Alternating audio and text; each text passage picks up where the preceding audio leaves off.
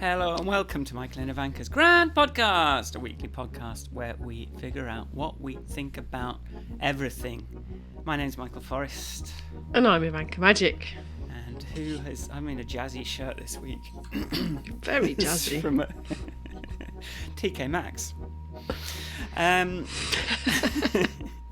this week in episode 167... Yeah, 167. We're always going to get a ding in the intro of this podcast because I'm always going to get a Twitch notification. I need to sort that out. We don't like those I don't like dings in podcasts or things because it could be my stuff going off. Anyway, this week in episode 167, appropriately enough, we're going to talk about being a weirdo. It's a great topic. So, not that we know much about being weirdos. No. Yeah, podcasting, cold shower having, interested, I don't know, eating, I don't know. Got all sorts of habits that I have to explain to people all the time. And it came from Ivanka talking about her village life where you are the weirdo, let's face it. Come on. But yeah. I'm the weirdo that doesn't weed their garden. But amongst many other weirdnesses. But this, like the sort of like the more pretentious title is social proof, embodying social proof. Yeah. That is the pretentious title. No, and it's like, so, there's always got to be some weirdo that does something for the first time, and how do we be the weirdo without like worrying about what everyone thinks? And then sometimes you doing something sort of gives other people permission to do that thing, and then everyone sort of ends up a bit happier. Like, I've noticed alcohol-free beer has just become quite normal now. But when I started, it was quite hard to get hold of and looked down on, probably. Well, there's probably only one variety. There was that, yeah. There's some Blue. Nice alcohol-free beers now. There's loads now. I had a really nice Doom Bar. Not that this is a sponsored podcast, but I had a nice like alcohol-free ale that I hadn't seen before. Like Waitrose used to have like one. Like, I had Erdinger, and then now it's got like 15 different alcohol-free beers, and the wine and the spirit. Anyway, this isn't an alcohol-free podcast. Drink it's just podcast, one of the ways in which Michael is a weirdo. Yeah. Bloody weirdo. But yeah, so we're just going to get into that really and let this title music play.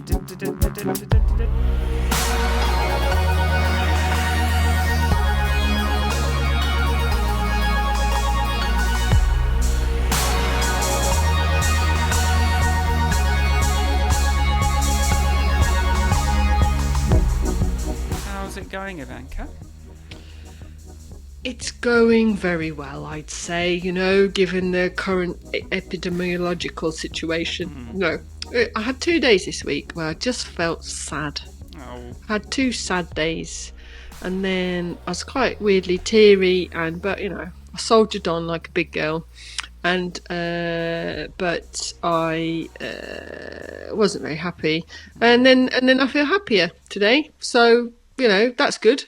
It literally was one of those, like, just wait, it'll go away soon. Just keep going. I think I started feeling better yesterday, actually. I think I had 2 days in the week. I think my week started, I had just no time. I felt like I'd got too many things and not enough time and pressure and guilt. And I think, it was all a bit much. Time is sucks, doesn't it? Like, there's never enough time for everything. No, and it's just like when if I'm in the middle of actually doing research interviews, which I was doing them Monday, Tuesday, and I let another 2 sneak in on Wednesday. But then there's no time. You've got to stop gathering the data so you can do the analysis. You can't be doing analysis and gathering data because it's like 2 different modes. So I was feeling a bit like, I suppose, underperforming as well, which never keeps me happy. I don't like that feeling.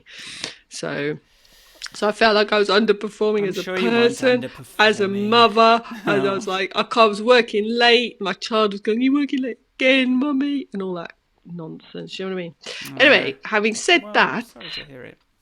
Thank you. I'm definitely out the other side.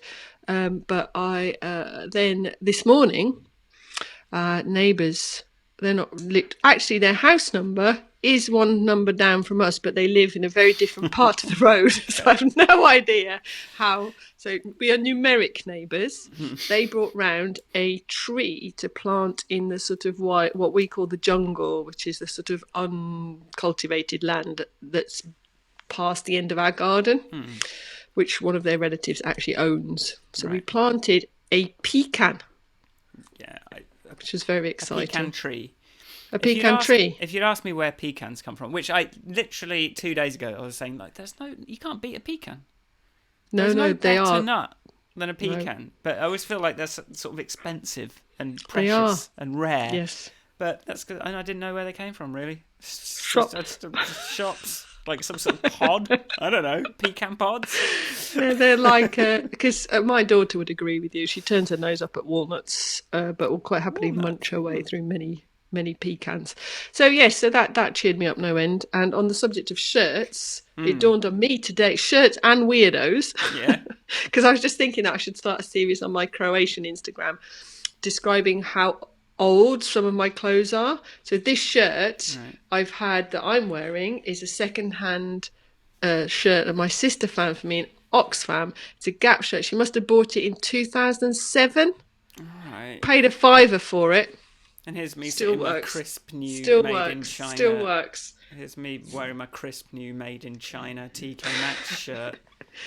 I was thinking of digging out a series of photos of me wearing the shirt over the years. Not a hole in it. It's a beautiful thing. So yes, that is one of the ways in which I am a weirdo. So, and what about you, Michael? How am I, do you say? Hey, guess where I am? Yes, I do. I travelled from the United Kingdom of Great Britain and Northern Ireland to a city. I'll give you a clue of where I am. Euros. €5 note there. Yeah, I'm in Italy. We made it. We travelled yesterday. We got a COVID. It's the first time I've had one of those swabs. Very unpleasant. Yeah. Well, we went into this pharmacy, and then the guy that usually does them isn't there. And so it was like, oh, can you come back at 11? And we're like, ugh. And then this other guy was like, oh, yeah, I'll do it. And then it was like, okay, cool. So I get in the room, and you sort of come into this little room. He's got the mask on, and I'm like, have you done a lot of these? Because I'm sort of scared of the swab thing. But then he says, oh, right, I'm not going to do the swab. Actually, you do the swab. You just have to put it in there about 4 times a day, and put it. And I'm like, well, okay. His English wasn't great. I think he's picked up a tick, clearly being in the pharmacy. That I was like, I guess you just mean like 4 times. And say like, and so I sort of did the little. I kind of like put it in and like span it round. And like the first time, I was like, okay, it's sort of tickled, and I sort of went in and out like 3 or 4 times. I was like, I can't see anything on there. I just want to make sure I don't like waste this because it's like £60. It wasn't the PCR test. It was the other one, which Italy takes. But yeah, flipping it, like my nose for the rest of the day was like so much worse than the vaccine, honestly. Like it's just like, and we've got to do like more of them. But yeah, we got our little certificate, and yeah, so we were sort of all ready. We did our declarations and things, and then yesterday we sort of turned up at Heathrow. You know, like every time you look at the news recently, it's like Heathrow in chaos as blah blah blah. It's like it was like the most like quiet Heathrow Airport experience. No queuing, no waiting of any sort. Like we queued up. We were there way too early. We got there like 3 hours early, and we had to wait like 3.5 hours early probably, and then we had to wait like 2 hours to be able to like even check up the hold luggage. Because it just wasn't open for ages. So we sort of go up, and the guy goes, the person says, have you got your PCRs? And we're like, oh, we've got like tests. They don't need. We didn't say anything. We just went, yep, and sort of went through, and then gave the guy our sort of what's lateral flow test, I think. No, there's a different one. But yeah, gave the guys like, you got your PCR? We're like, we've got our tests, and he sort of looks at it, and meanwhile there's someone there going, oh, I need to get to France. I just had a test. They're like, well, can you show us the thing? It's like, oh, I've had it. And they're like, well, yeah, you need to, like, show us the thing. No, I've had it, though, and I really need to get to France. I'm French. Yeah, no, what are you doing? It's COVID. But, yeah, he just sort of looked and went, yeah, okay, PCR seen, passport seen, gave us the boarding passes. And that was probably about the hardest bit. Security fine, went in, relaxed time. like a lot of the restaurants were closed. No sushi. Did you have a Pret? Pret with Sharon had a Pret. I don't really like Pret. I haven't had a Pret for ages. Yeah. You've made me all Pret nostalgic now. But and then we got to Italy. Like there was a bit of a queue at the passport, but like I'm kind of thinking, right, because you got to say why you're coming in, and it's like, okay, well it's family. Like Sharon's, I mean, it was probably a bad idea to publicly announce what the exact situation is on our podcast in case anyone did like do an investigation. But like I think like it's a different, like we need to come and help her family. But it was like, well, we should make sure we've got a story straight. What is it? It's like, well, she's had a glaucoma thing. She just had an eye operation, so we've come back to look up. Okay, cool. But then, of course, once we got to Italian immigration, we were the last in the queue as well. But we got there. Sharon was able, goes right, I go left, and she has her stuff. He just looked at my passport and just went, yeah, fine. He didn't even look at the declaration, didn't grill me on anything, and that's how it goes, isn't it? You kind of worry about all this stuff, and then the reality is and then we were just like, well, here we are. We're in Italy. We did it. Yeah. So, and Sharon gets to see her mum and dad. Oh my God. Brilliant. And they've been vaccinated. We've been vaccinated. Well, sort of first doses. Like two of us have had the Astra, 2 of us have had the Pfizer. Apparently Pfizer. Apparently the medical students want the Pfizer. They don't want the Pfizer. They want the AstraZeneca because the Pfizer's got the mRNA or whatever it is. Something going on. Pfizer's got the new technology, right? Whereas the AstraZeneca is pretty old school, proven technology. Yeah. So So Pfizer's like, it is nanobots. Right. Well, it's got Bill Gates chips in it. Somebody. Oh yeah. I say, yeah. I think I told you about my chipped joke last week, so I'm not going to repeat myself. There's a school friend of mine that like I talked to last year for the first time in ages because he sort of thought he's on about consciousness and pyramids, but he liked my Changes app video, and he's like, right. Consciousness.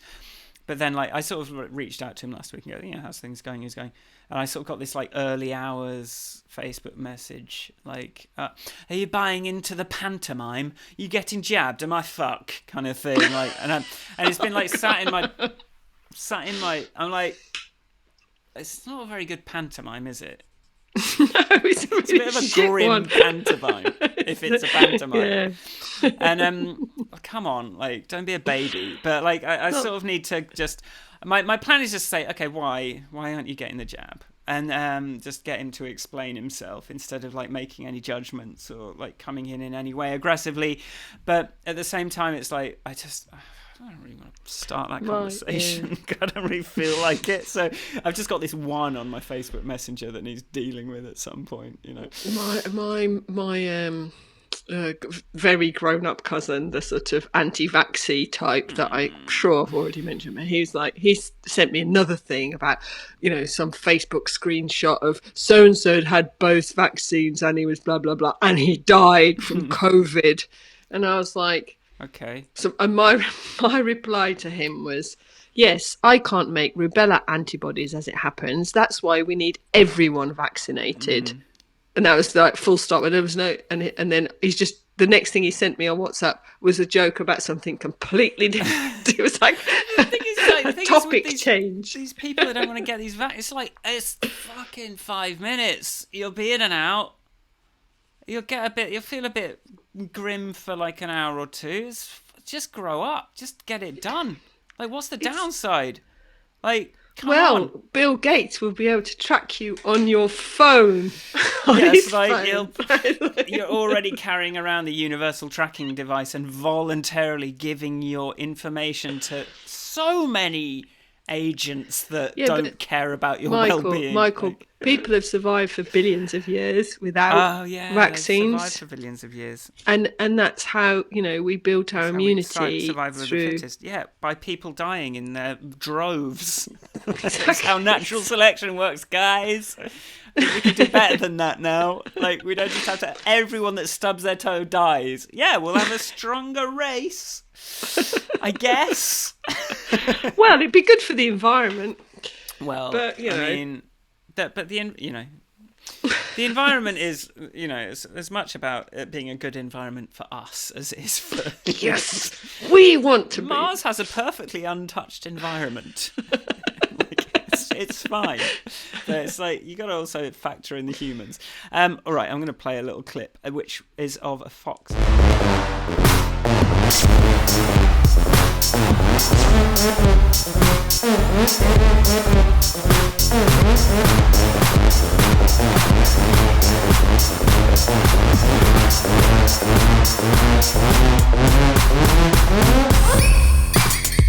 Can't hear the video either, so it's just weird. She can't hear the video. This is a very polished podcast, live edit now. Live from Milan, and it's not even a British podcast anymore. It's an EU podcast. We've left. Did I say I've got my granddad's birth certificate? Yeah, you did. Yes. Yeah. So I've got to deal with Big that. news. So weirdo stuff. Yes. What's the weirdest thing you've done this week? In the eyes of normal people. In the eyes of normal people. It's a good question, actually. Put you on the spot. You really have. Well, I'd say that this morning's tree planting ceremony was pretty weirdo-esque for the normal people in my current environment. So our pecan planting, because we dug a hole, put it in, then cut off, grabbed loads of weeds and buried it for mulch. We did I don't know that that's the weirdest thing I've done this week. You really have put me on the spot. But it was the thing that prompted the conversation, because the thing that in this environment that I live in at the moment, there is very much a culture of fashion, being worried about what you look like in terms of like, what will people say? And another topic that came up, like, nobody ever, very few locals will go, oh, your garden's looking lovely. Right. Which is maybe a very British thing to say. But then it dawned on me that actually they probably think it just looks really messy. And I could, I suppose, go and take some video footage so that you could draw your own conclusions. But, that would require me to remember to take some video footage. But it's very like English country garden. There's poppies everywhere. There's loads of different flowers. There's vegetables. It's all mixed up. There's not like perfect rows and concrete or stone. Everything around here is like kind of trying to be organic. There's that boutique hotel, control nature, make nature bend to my will, whereas I'm a bit more like, nature, would you mind awfully if I just put a tomato plant here and maybe a cabbage over there? So it's a bit more like freeform. You know what, I moved the rosemary, which had sort of started to show some body. I moved it over because it was going across the path. We dug it up. We dug up a few things and moved them. Holly bush. The rosemary's dead. Oh, the rosemary's gone. It's just a skeleton now. Very upset. And this is what happens when you try and control nature. Hubris. Just let it be. It's just not going to happen. It's not going to happen. I think the other, I don't know what the other weirdo-y things are that I've done this week. But I do think, like, you have to, if you really want people to change their behaviours, it's even like the stuff that you give people, like the fact that we eat 75 tons of hummus a week. it's a really offering people food and drink that they wouldn't normally cook is also a weirdo-ness, I think. And I have to say probably food stuff is where I feel the most like awkward, because like I've got my approaches, I've got my things. I want my fruit in the morning. I've got sort of this routines and things. I always have to explain, and then people are always too anxious about giving me the thing, and I'm like, and I want to say, just don't worry about it, I'll deal. But then at the same time, I'm like, like the worst experience was that when I sort of subbed for you at that like mentoring the kids thing, where like. I don't know, in my mind it was going to be one of those, like, I had not planned food And I think like if I'd realized, I would have like made myself a salad and brought it kind of thing. But I just hadn't thought about it because it was all quite last minute. And then it came to it, and it was just like this situation where they had these bags with like a packet of crisps and a like one of those gross white bread sandwiches, and I was sort of like, and I was like trying to, but then I had like the organizer sort of going, "Oh, is everything okay? And I'm like, no, I just don't. I'm probably not really gonna have this. But well, we can get. And I'm like, and I'm literally saying like, I hate myself right now for being just. Why can't I just eat what everyone else is gonna eat and just chill, just be chill? But at the same time, like, there's a part of me just going, And then so she ends up like ordering me something from the bar, which still wasn't. And it's like, and I feel like, who am I? Fucking Queen of, the Prince of Egypt with I'm a special eating, and that's a situation where I hate feeling like sort of like different, but at the same time, it's quite important to me like not to put like. But it's when I was being a lot more like now I'll eat some crisps, but I will like if I've just eaten like bread and crisps, I'll just feel like I need to now still eat some food today. Like, and it's just I just can't. That's where I get most stressed about like being a weirdo. I think because no one really understands what I want or why. Just eat the ham sandwich. The sort of that I'm like I don't want to walk on. Yeah.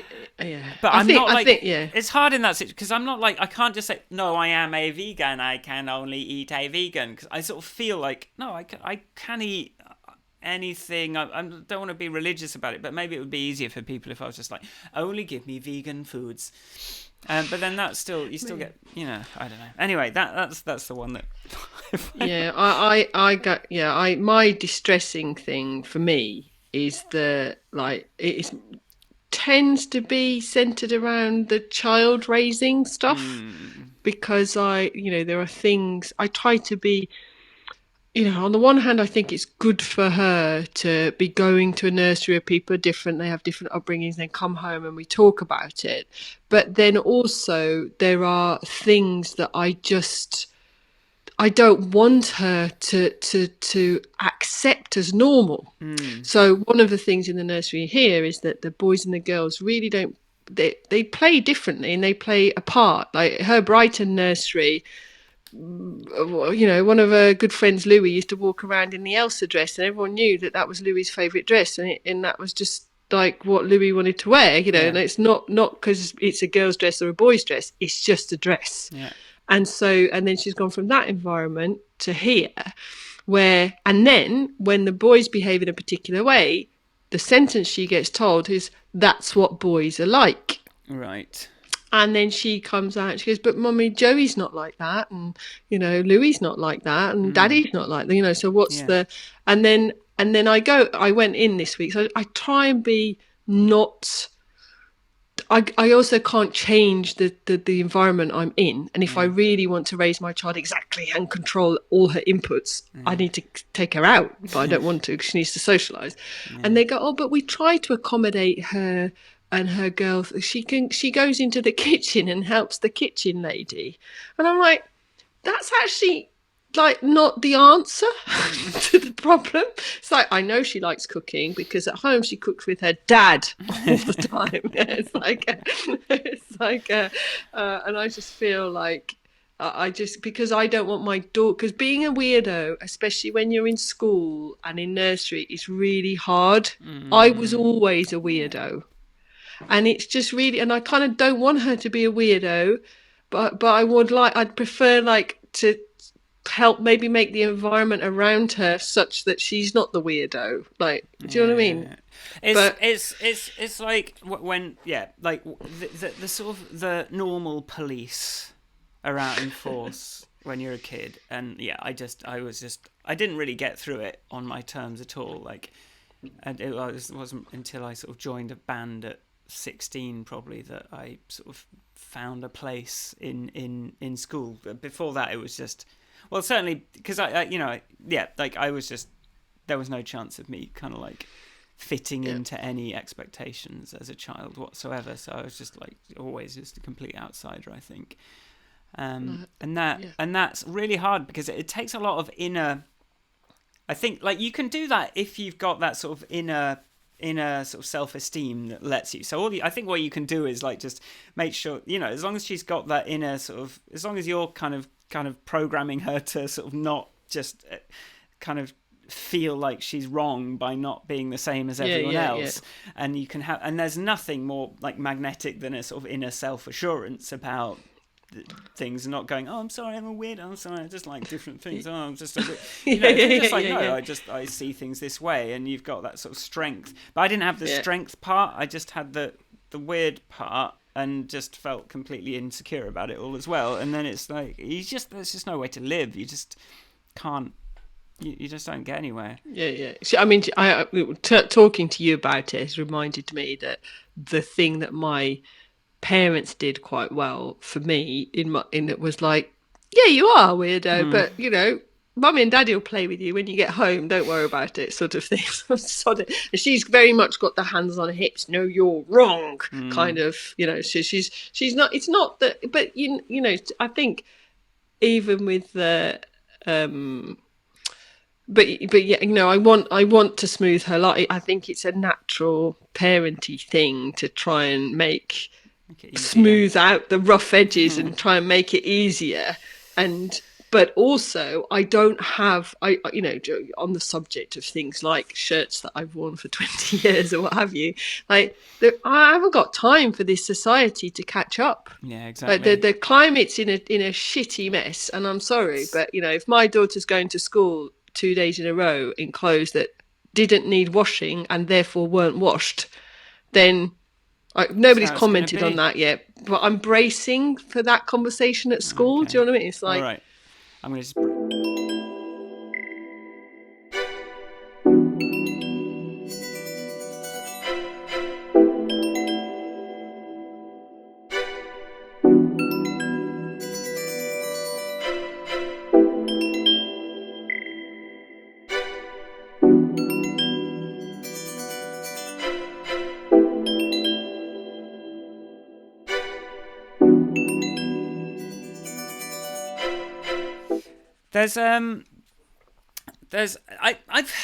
I find that some people are like, that's weird, that's a bit weird, and I'm like, that's not a very descriptive bit of language, is it?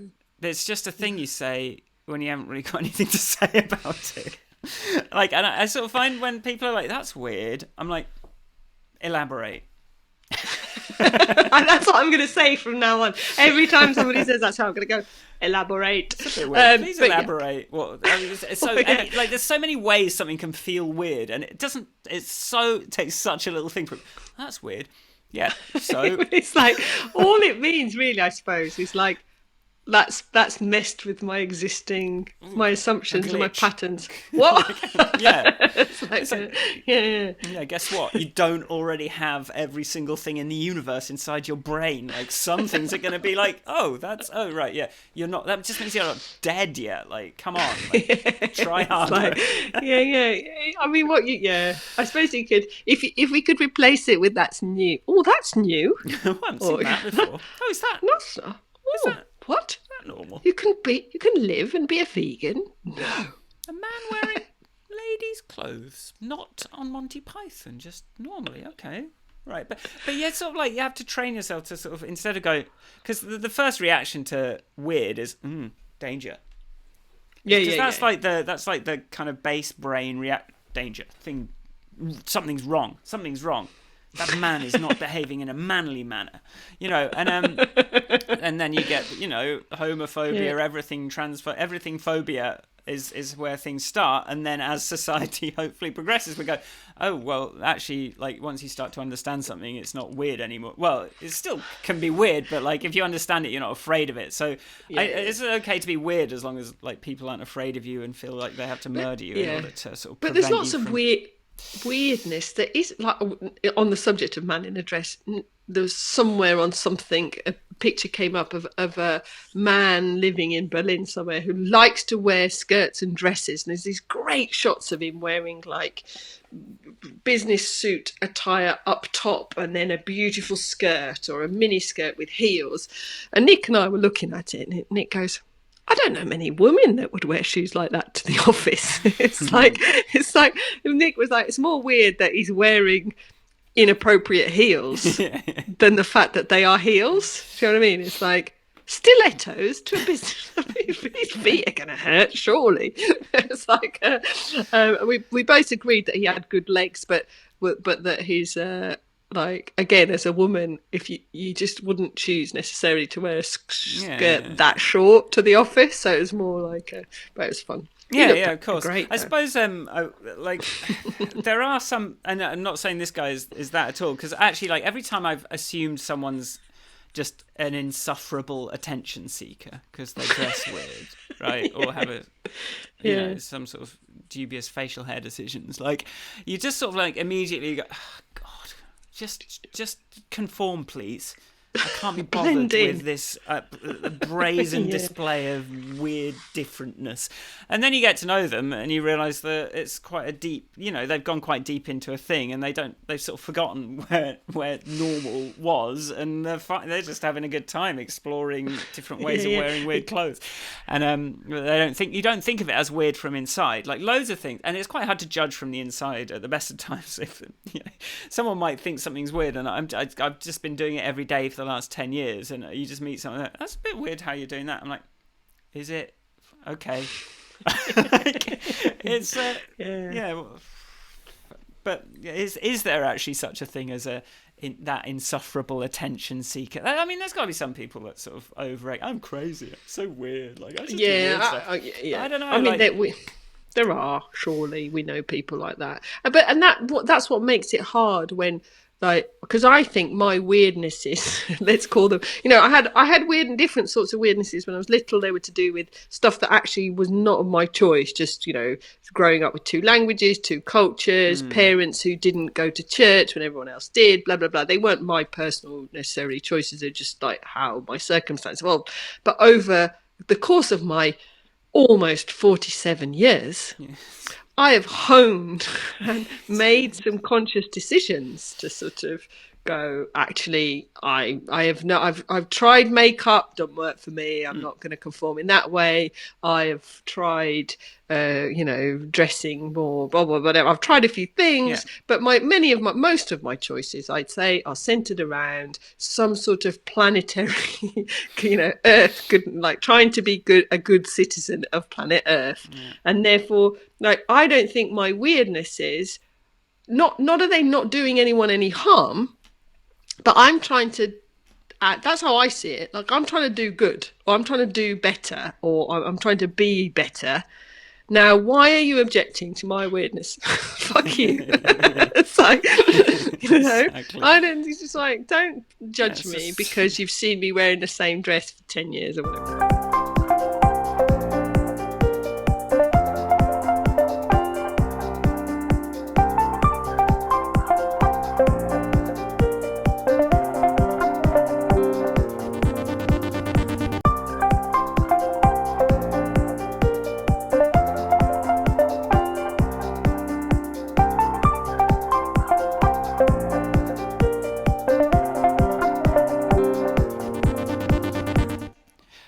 I've got a couple of things I'm thinking about. One is to be a politician, I guess being a weirdo is just bad news, isn't it? Like, you've got to seem like you're the same as everyone you talk to is the optimum way to get into power.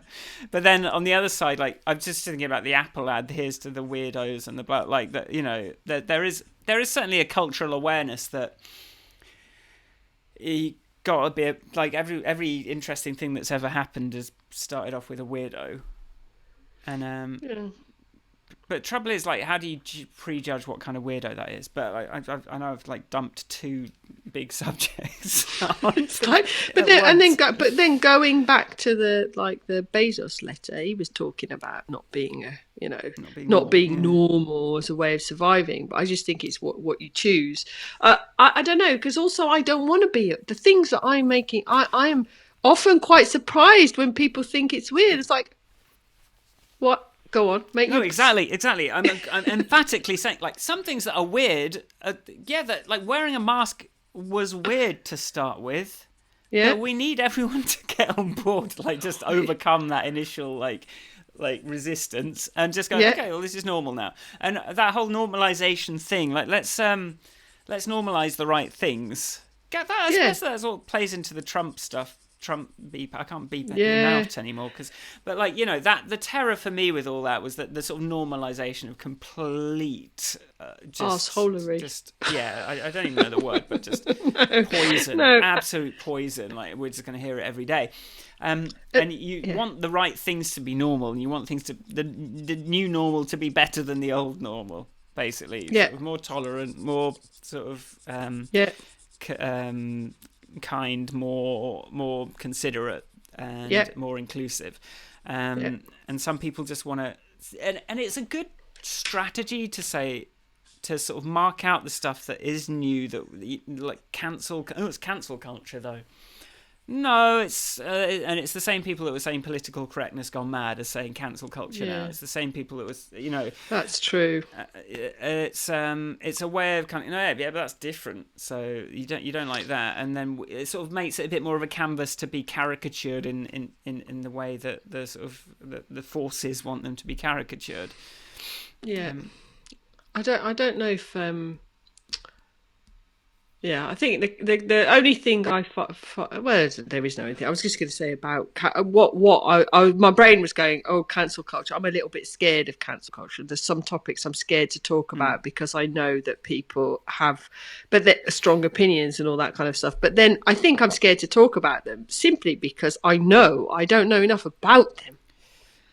And I need to educate myself, basically, and then I don't need to be afraid because I will have an opinion based on something less superficial than my thinks. Yeah, but but I mean, just as an example, it's not like J.K. Rowling got cancelled for a momentary slip. She sort of got cancelled for persisting and consistently pushing this thing forward and writing longer and longer letters that were just transphobic.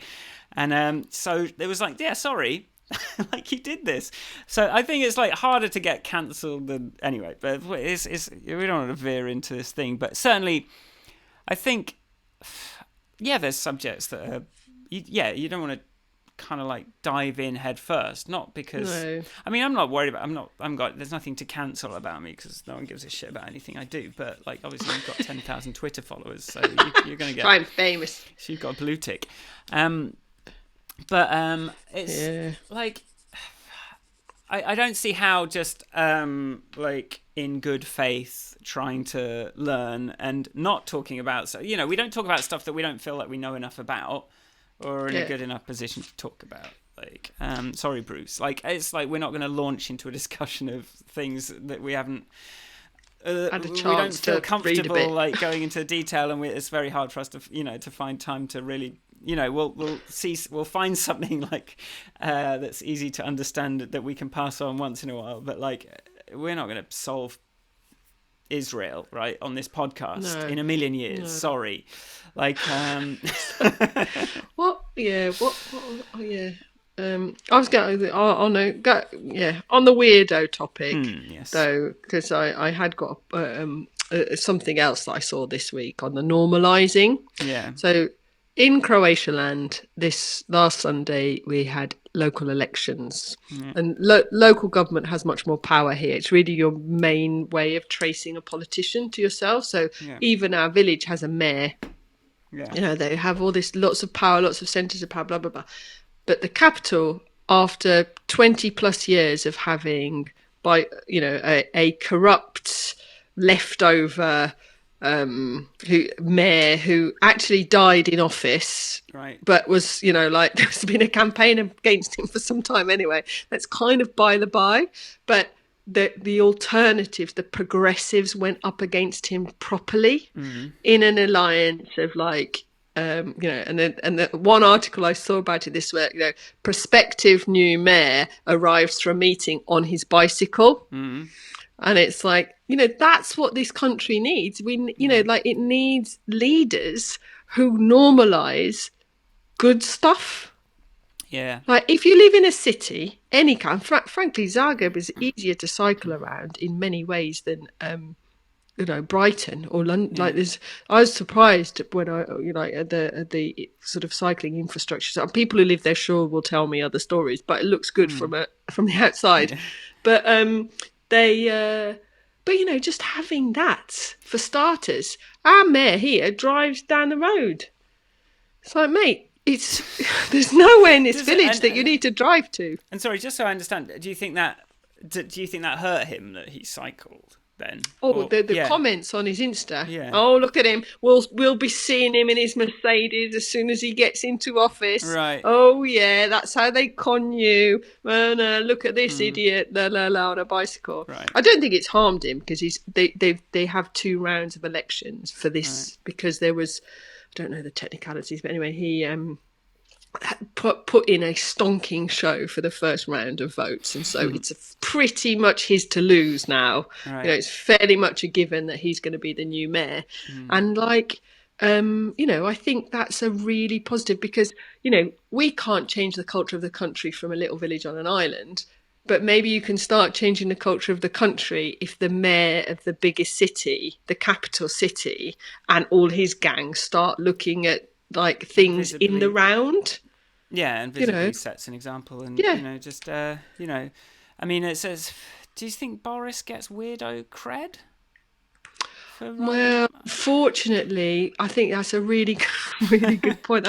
He wins weirdo points from a comedy clown point of view, like lovable idiot weirdo, and he's a weirdo in bad ways. Like, yeah, he cycles to work, and like there's all those pictures of him on, you know what I mean? But he uses it for evil. He does use it for evil. He does. And you mustn't use weirdness for evil.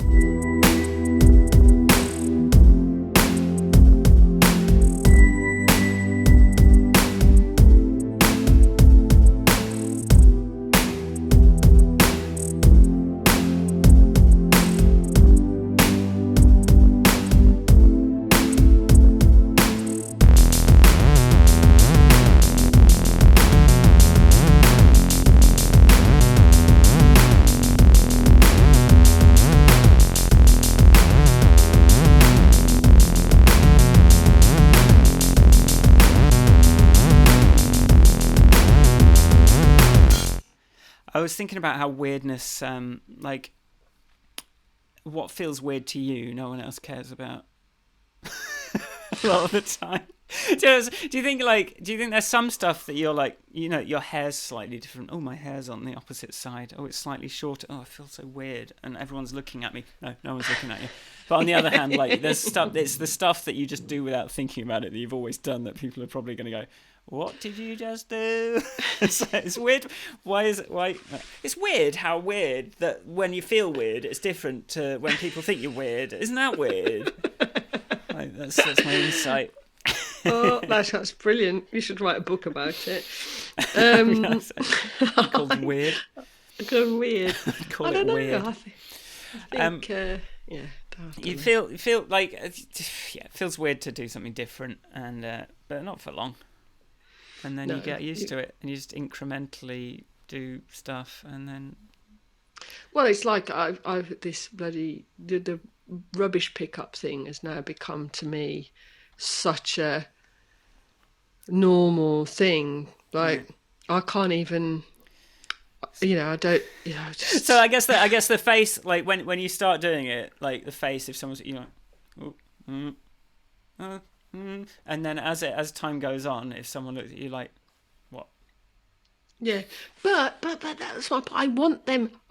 Ultimately I want them to not think it's weird because I want them to join in, but I need them to stop and think and go. And if I'm apologetic about, it's like wearing a mask or something. Like, you know, if you're apologetic about something, then you're not you're just being weird. You're not making an example. Maybe, and I don't think I'm deliberate. I don't know. I've got my thoughts in a knot now. Sorry, let's explain the conflict. Explain the conflict. Let's therapize. The conflict is this of the whole thing, like, you know, where you went with the sort of like, you know, when people sort of dress in an extreme way, and you're like, all right, less with the exhibitionism. Do you know what I mean? That's sort of like, where does your journey to your weirdness or your accepting of your weirdness, where are you? I suppose you have to accept in some ways that in a way you are showing off at the beginning. Like, look at me, I pick up rubbish. You can pick up rubbish too. Well, you know what it is, Ivanka. You know what it is. It's what it always is. Cut me down. It's no, I'm not cutting you down. I'm going to boost you up. Oh, go on. Guess what it's always about? It's What is always it about values, and it comes from your values. And you go, this feels weird, but it is a way that I can do a better job of serving my values. So I'm going to go through it, because it always comes back to values, doesn't it? Certainly on this show. Serving, it is though. It is. And so, and probably maybe you should do the weirdest thing you can think of that serves your values, that will get you the most noticed and make people go, oh, but and if someone thinks you're doing it to show off, then they're wrong, because you just go, no, it's because I care about this and this and this and this and this, and this is a step I can take. Oh, right, you can back it up. We had this conversation this week, because we're going to go halves on a very straightforward boat with somebody, like a Can fishing boat. I just stop you there and go?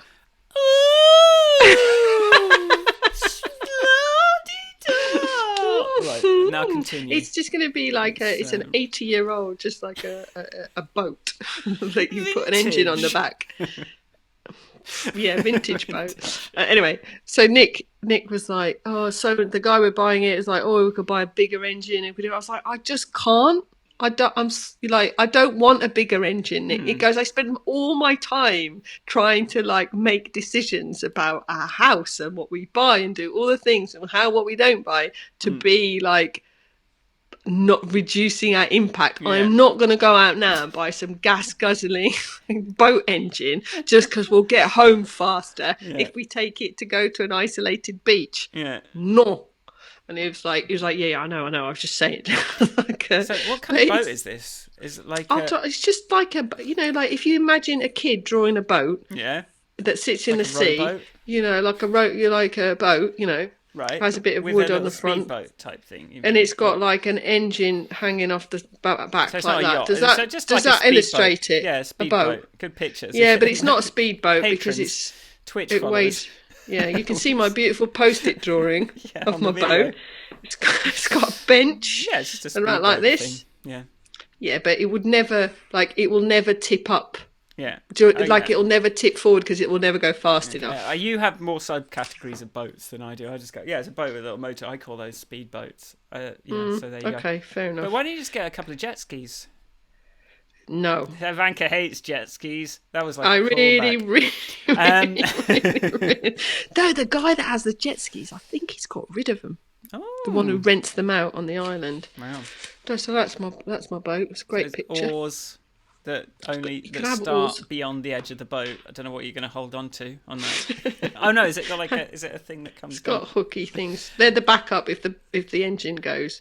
Right. So yeah. So it's not not the yacht I was picturing when you first mentioned. It'll fit 6 people in it, and you can go and go 3 or 4 beaches down there. There you go. That's the final drawing. There we go. Wonderful. We'll post that on the Instagram. But yeah. Anyway, I think that my takeaway from this week is I need to do some good marketing. So I need to think about the weirdest thing I can say or present that will be consistent with the values of my thing I'm trying to promote, in the hope that people will notice it and spend money on it.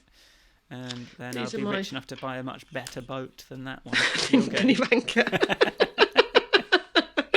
As long as it's second hand, Michael. Second hand, okay. And also, if you're really rich, maybe you can work out. I haven't worked out yet if there are decent solar ones.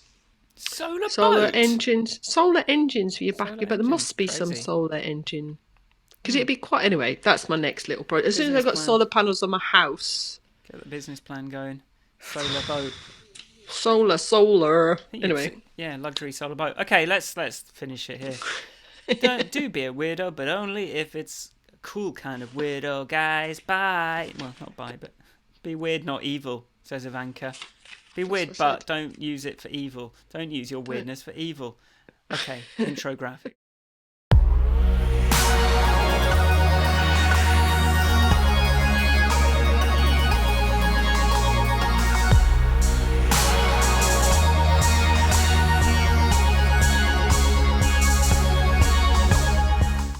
All right, thanks for listening. If you like the podcast, this was broadcast live on twitch.tv/Michael Forrest, where you can follow and you can see it live and even join in on chat. We haven't had much. We had it was going up from 1, 2, 3 to 1, 2, 3 viewers to 1. No one said anything.